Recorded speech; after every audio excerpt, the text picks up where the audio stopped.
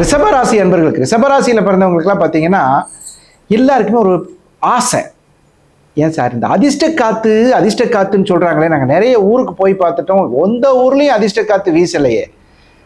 காற்று வீசுது, காத்தா வீசுது சார். நாங்கள் வேலை செய்ய போனாலும் பிரச்சனை. அதுதான் 2024. 25 எப்படி தெரியுமா இருக்கு? ரொம்ப அருமையாக உங்களுடைய கிரகணிலே அமைஞ்சிருக்கு. உங்கள் வீட்டில் இது வரைக்கும் உட்கார்ந்துருந்தாரு ஜென்ம குரு, அவரும் தனஸ்தானத்துக்கு போயிடுவார். தனாதிபதி உங்கள் வீட்டில் இருந்திருக்கிறார், அவர் சீக்கிரமே நம்ம மிதுனத்துக்கு போயிடுவார். அது மட்டும் இல்லாமல் ரிஷபத்தில் பிறந்தாலே ஒழுக்கத்தை கடைபிடிக்கக்கூடியவர்கள். ஒரு ஒழுக்கம் இருக்கும் உங்ககிட்ட. ஒழுக்கம்னா என்ன சார்? கொடுத்த வாக்கை காப்பாற்றுறது. காலபுருஷனினுடைய வாக்கே உங்ககிட்ட தான் இருக்கு. நீங்கள் தான் வாக்கு ஸ்தானாதிபதி. காலபுருஷனினுடைய வாக்குங்கிறது நீங்கள் சாதாரணமாக நினைக்கக்கூடாது. ஒரு ஒரு வார்த்தை கொடுக்குறோம்.